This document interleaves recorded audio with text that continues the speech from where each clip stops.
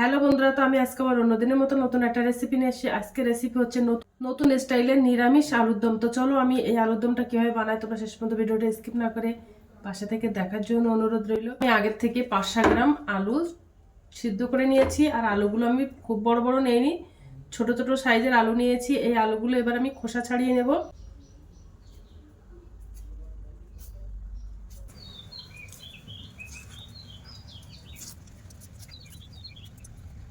আলুগুলো দেখো ছিলে নিয়েছি। এবার যে সবজিগুলো লাগবে সেই সবজিগুলো আমি কেটে নেব।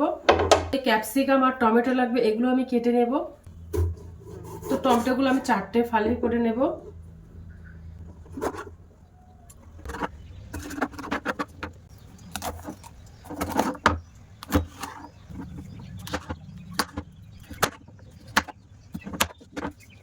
সবজিগুলো সব কাটা হয়ে গেছে, এবার আমি রান্নাটা শুরু করব।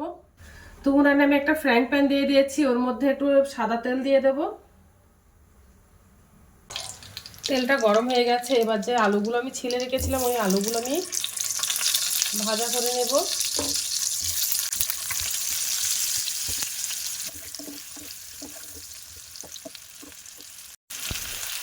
তো আলুটা তেলের মধ্যে দিয়ে ভাজা করা হয়ে গেছে, এবার আমি আলুগুলো একটা প্লেটে তুলে নেব।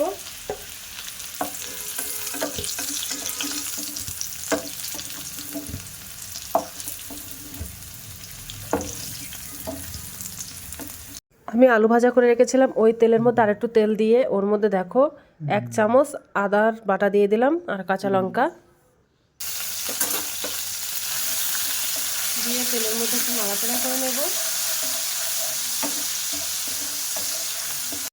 আদা কাঁচা লঙ্কার গন্ধ ভাবটা যতক্ষণ না যায় ততক্ষণ আমি তেলের মধ্যে নাড়াচাড়া করে নেব। তো দেখো তেল ছাড়া ছাড়া মতো হয়ে গেছে। এবার আমি ওর মধ্যে 50 গ্রাম টক দই আর 8টা-10টা কাজু বাদাম বেটে নিয়েছিলাম, তো ওটাও দিয়ে দিলাম। তো দিয়ে ভালো করে নাড়াচাড়া করে নেব। আর উনানের জালটা লো করে দেব, হাই করে দিলে মশলাটা পুড়ে যেতে পারে। মশলাটা দেখো তেল ছাড়া ছাড়া মতো হয়ে গেছে। এবার আমি ওর মধ্যে 1/2 চামচেরও কম জিরা গুঁড়ো, 1/2 চামচেরও কম ধনে গুঁড়ো এগুলো দিয়ে দিলাম, দিয়ে একটু নাড়াচাড়া করে নেব। আর 1/2 চামচেরও কম কাশ্মীরি লাল লঙ্কার গুঁড়ো দিয়ে দেব।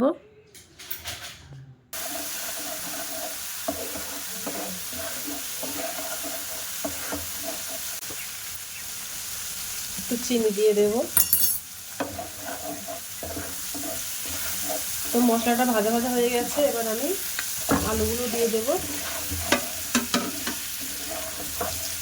দিয়ে ভালো করে কষিয়ে নেব।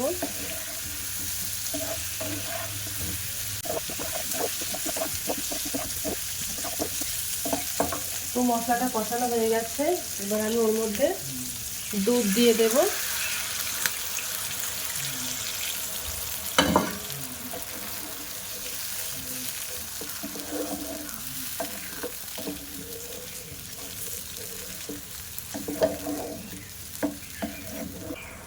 এবার একটা ঢাকনা চাপা দিয়ে দেব।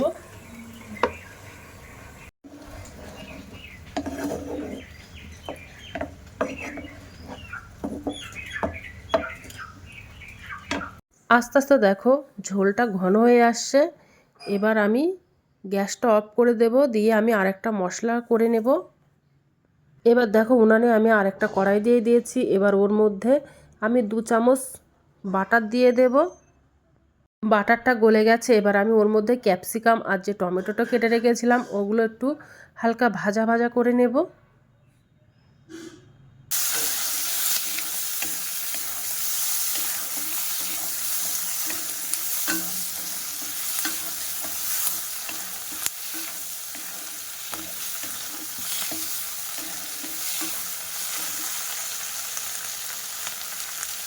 লবণ দিয়ে দেব।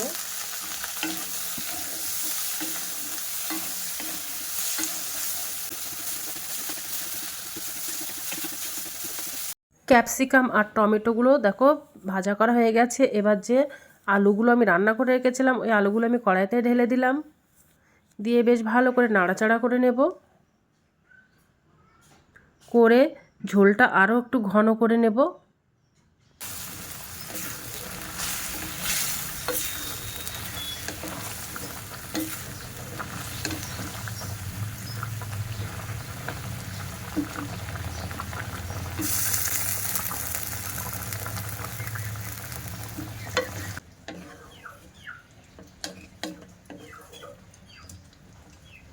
দেখো ঝোলটা ঘন হয়ে গেছে। এবার আমি কাসুরি মেথি পাতা ছড়িয়ে দেব। এটা দিলে কিন্তু খেতে অসাধারণ লাগে আর এর টেস্টটা একদম বদলে দেয়।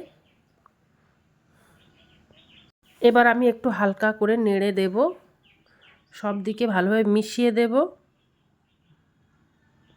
তো আমার রান্নাটা হয়ে গেছে, এবার আমি গ্যাসটা অফ করে দেব। আর দেখো একদম গলে গেছে। এবার আমি একটা প্লেটে তুলে নেব। আর দেখো কত সুন্দর হয়েছে, ঝোলটা যতটা ঘন আর এটা খেতে কিন্তু অসাধারণ লাগে।